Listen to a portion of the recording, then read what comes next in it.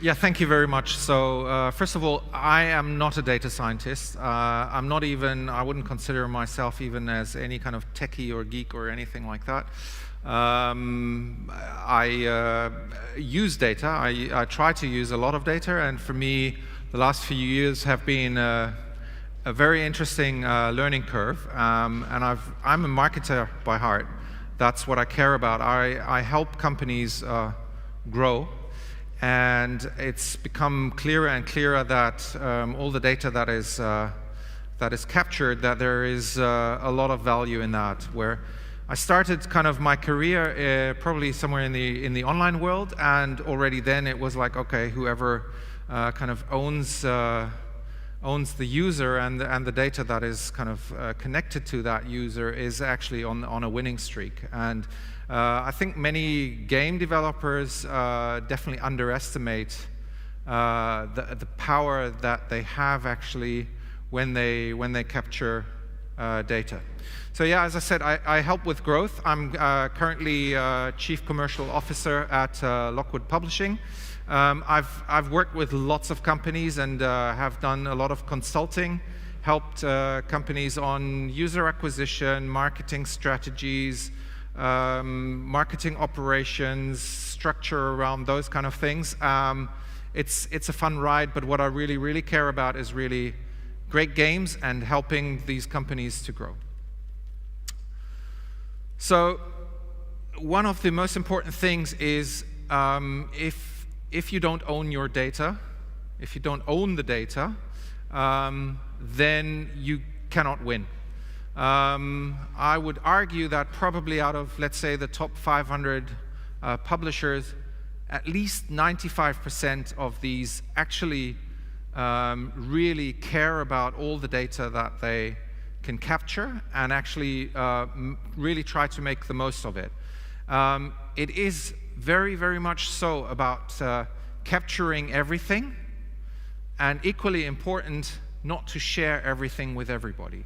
So people are always in the app developer space open to somebody who says like, oh yeah, please integrate this SDK here and this SDK there.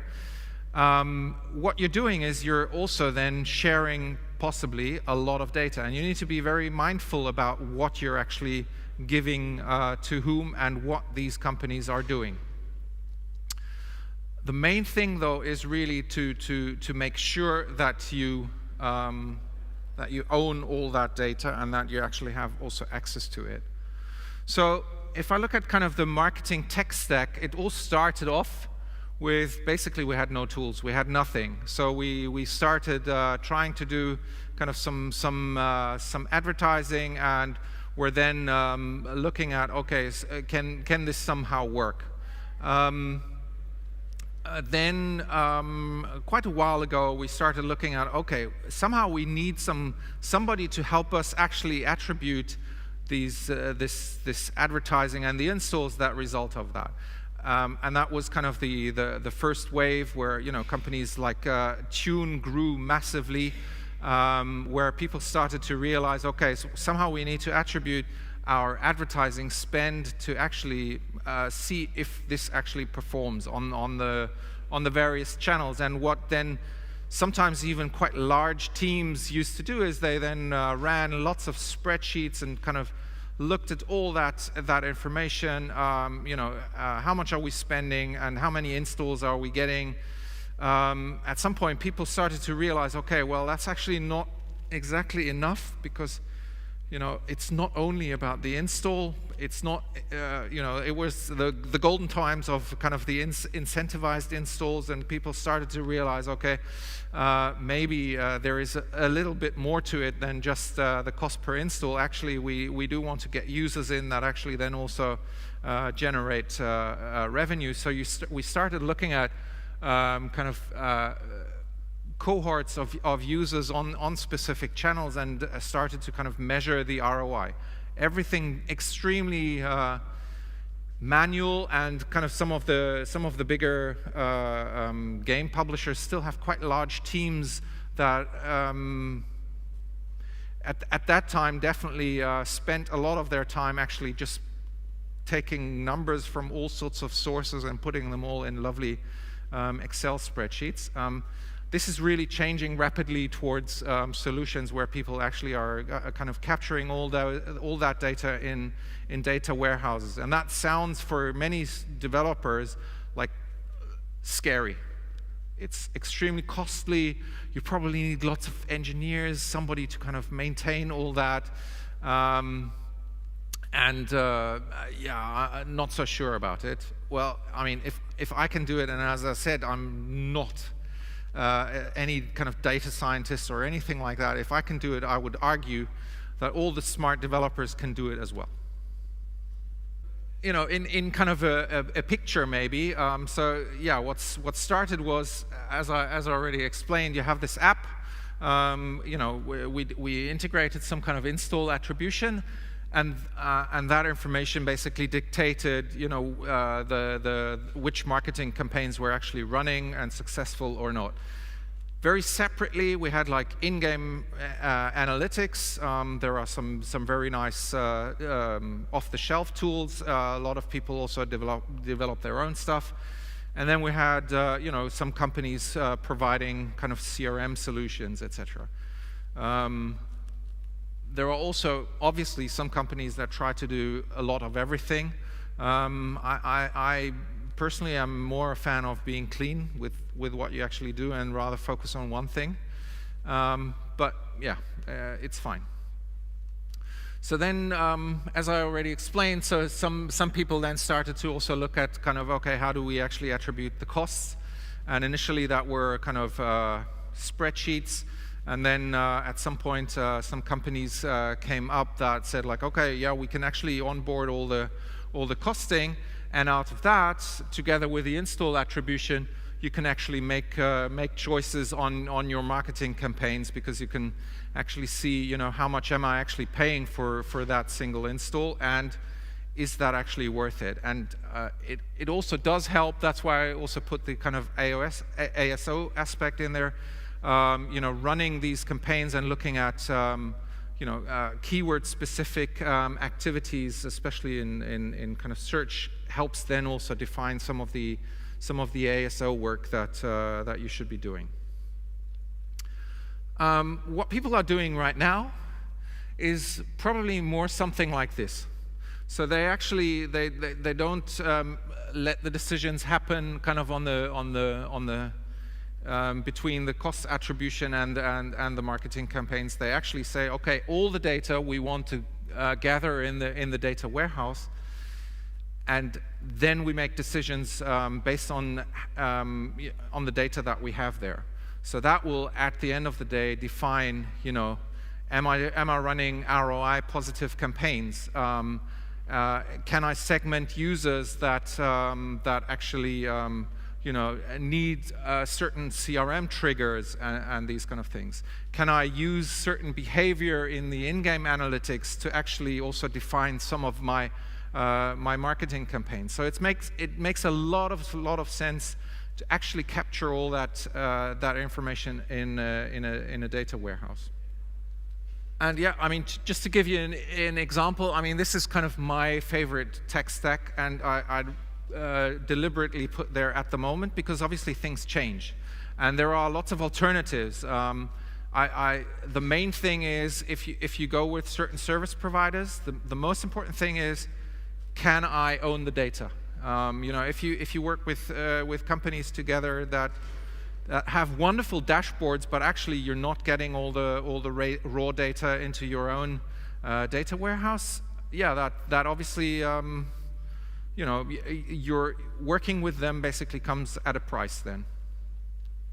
So what I do, for example, is we use a company called Tenjin.io for kind of the marketing campaigns, and they actually do not only the attribution, but also also accumulate all the costs on the campaigns.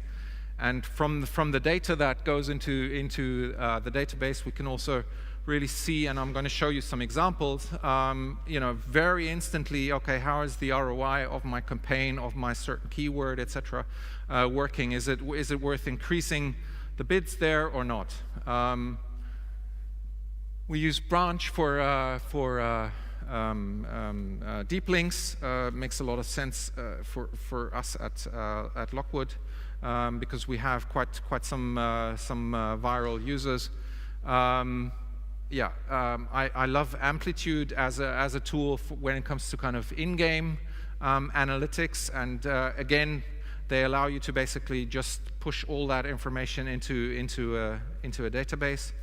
We use Redshift, but it really doesn't matter. I mean, as long as you own the data.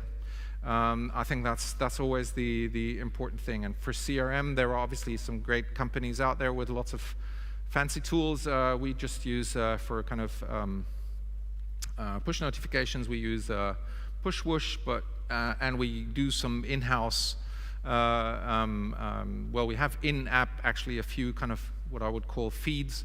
Where we make decisions based on user behavior and then basically display in the app certain activities. But that's kind of more really handmade, in-house built, custom stuff, so to say. But that's kind of a really good tech stack, and it looks quite complex, but it's not. I mean, as I said, it's if I can easily manage all that and even kind of use some queries to get the data that I actually need out of Redshift. I would think that every developer should also kind of look at doing something like that, and not only after years say like, oh yeah, maybe we should capture the advertising the advertising IDs of the devices, or maybe we should start capturing this or that information. That's far too late.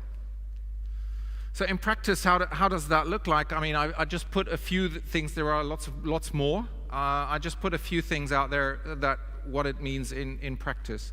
So as I explained, one of the important things, at least for me, when I try to kind of grow when it comes to advertising, I want to easily understand kind of how does my campaign ROI look like. Am I running ROI positive campaigns? And that can look as easy as I see exactly my day 0 ROI, my day 1, day 2, day 3, etc. So I've defined certain benchmarks. I know I need to reach a certain percentage, and basically, I'm then just tracking against that to decide, okay, what are kind of the overall channels, but then also, I can kind of go deeper, as I already said, like on a campaign level, and decide, okay, this campaign works actually really well, or this keyword works actually really well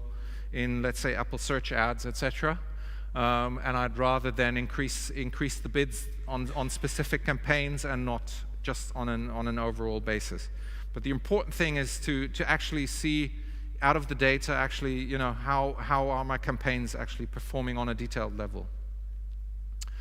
Same counts for LTV modeling. So just taking out of the database not a flat ARPDAU, but actually looking at, okay, how does my ARPDAU for my users actually develop over the life cycle of that user.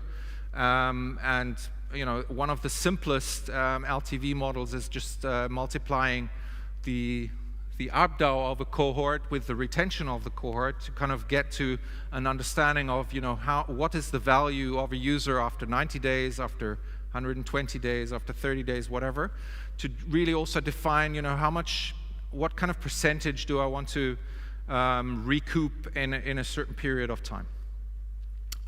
I have done lots of talks on LTV and LTV modeling, and I'm not going to go into details there, but there are some actually quite simple ways to get to some. I mean, it's a model to some assumptions, and then you have to basically validate on the way. Am I on track with that? Something else really important is finding segments of users based on their behavior, and one database is really powerful on that. So I want to, especially when I run lots of Facebook campaigns, I want to not only have a lookalike campaign of paying users, let's say, as an example, but I actually also want to create other segments of users, maybe even negative ones. So I think I have this as an example. Yeah, so I use mode analytics, very cheap, same as all the other things. They're not that expensive. This mode analytics costs like $25 a month, and you can run wonderful queries. And I mean, if I can do that, and I'm not an SQL guy, I think many others can do that as well. So I obviously want advertising IDs in a formatted way. And this is, for example, a query for people that actually open my app, but never register. Right? These are people that are actually not as valuable. And this is something that I would want to exclude out of my targeting. So that's what I've seen be very successful in some of the Facebook lookalike audience targeting, where you're not only going after 1% of your paying users or 2%, but actually excluding people or lookalikes of people that are not really valuable. Because otherwise you only end up with the same small group of users. You want to find multiple pockets of users and try to create out of behavior either very positive or very negative behavior, groups of users that you want to either include or exclude in your targeting. And that's something where you do need kind of events to track into a database and then create the advertising IDs of those users to have your correct seed audiences. Yeah, and then it's also about keywords, all right? As I said, you can look at it even on a detailed level where you understand, okay, what are kind of certain keywords that actually work really well, and how am I going to use them in, let's say, my Google Play description in order to kind of also capture some of the organic users there. So that's kind of in a very non-techie way, how I recommend actually to everybody to really use all the data that is there, and be very mindful of who you share data with. So one thing to think about is coming back to kind of your lookalike campaigns. I've seen it very, very many times with people running Facebook campaigns, and they actually share with Facebook because it's very easy and convenient, and Facebook loves you to do that. They share their paying users and how much people then also spend, etc. You can then even in Facebook already see, maybe not on a cohort level, but overall, yeah, I'm running this campaign and this is the money that I'm making from that campaign. Very nice. However, you have to be mindful that the information that you're there sharing, that these are your super valuable users, is obviously also something that everybody else will target. So it's then better to, in an anonymous way, upload advertising and IDs and include them, exclude them out of your sources than even telling Facebook, hey, here is a valuable user. So yeah, I really recommend that you rather only share the data that you really want to share. Very information. I do have a question actually right away. So you mentioned a bunch of tools that you like to use, and I really like the part where you said that they're not very expensive. So could you just kind of go through the list of things you would recommend that might work well for other people? Yeah, so I mean, in my setup, for example, so with coming with Tenjin and with, or for example, Amplitude, even on the kind of lower cost tiers. So number one, these are not that expensive, super fancy products, but they usually also already come with a Redshift cluster, or it's a small amount, a few $100s or something like that, that you would have to pay if you're on like a free tier, but you already want to kind of really make sure that you have that data. Right. You can still, usually what happens with, I think with Tenjin and with Amplitude, but I might be wrong, but my understanding it was always that they do capture the data for a certain period of time, but it will, if you then really want to own that, then you have to kind of either go to a tier where you also pay some money, and then you probably have a successful app, yeah. Or it kind of goes into the nirvana of data. All right, cool. So you shared experience about analyzing LTV. let's say I launched hundreds of campaigns, have some KPI. What's your approach about scaling this advertisement, this acquisition? Because LTV might change with time. If you will multiply some channel, it not necessarily will give you the same LTV. Yeah, that's true. So you have to kind of constantly monitor a channel or a specific campaign. Yes, absolutely. They will. They do change over time, especially if you kind of run quite large, possibly even untargeted campaigns. Maybe initially you have some really good traction, looks good, or you run quite small, and it's kind of just by accident, you know, it's not statistically meaningful enough, etc. So you do have to kind of monitor things really kind of constantly. But what you want, I mean, what you want to do is basically you want to have a tool where you can just quickly go through, okay, this is all fine, or here is kind of a red flag, here is something where I need to do, and you know, once a week or something, you will look for, okay, where are actually opportunities? Where are opportunities in certain markets? Where are opportunities in certain campaigns to basically also scale? And at the end of the day, I mean, that's a slightly different topic, but yeah, you want to, I mean, I like to do something as really efficient as possible, so I don't believe in kind of big UA and marketing teams. I don't see value in kind of spreadsheet marketing. I think the big levers at the end of the day are very often kind of targeting and creatives, and if you get that right, then you have good chances. Then you can also run campaigns for quite a while. But yeah, that's. I'm not sure that exactly answered the question, but I hope it did a bit. Hi, quick one. So how do you pull in all the CPI data and the cost data into the model? Sorry, I didn't. How do you pull all the campaign CPI data into the model? Is that coming through the attribution, or? Yeah, so there are a few tools that allow you to basically. They have basically developed the integrations with all those different networks. So Tenjin is one of them. Singular is one of them. And I'm sure there are probably quite a few others. But at the end of the day, you need to be able to kind of attribute that cost data also, obviously, with the attributed installs. Yeah. There will always be a little bit of a discrepancy. That's fine. We can all live with that.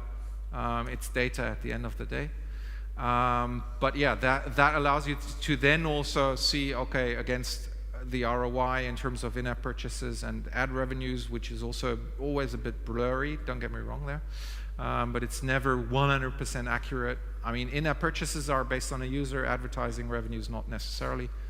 But you at least start to get a feel of, okay, am I roughly on track? And I usually give myself like a window, especially early on. I say like, okay, if I need to reach like on day one, 85% of my cost, so that I recoup 15% and I'm at minus 85%, I would say like, you know, if it's somewhere between or up to kind of only 10% that I recoup, I would still keep it running, but obviously that window needs to go smaller and smaller to kind of reach my ROI goal. If that's like 90 days or 120 days, every company is a bit different there.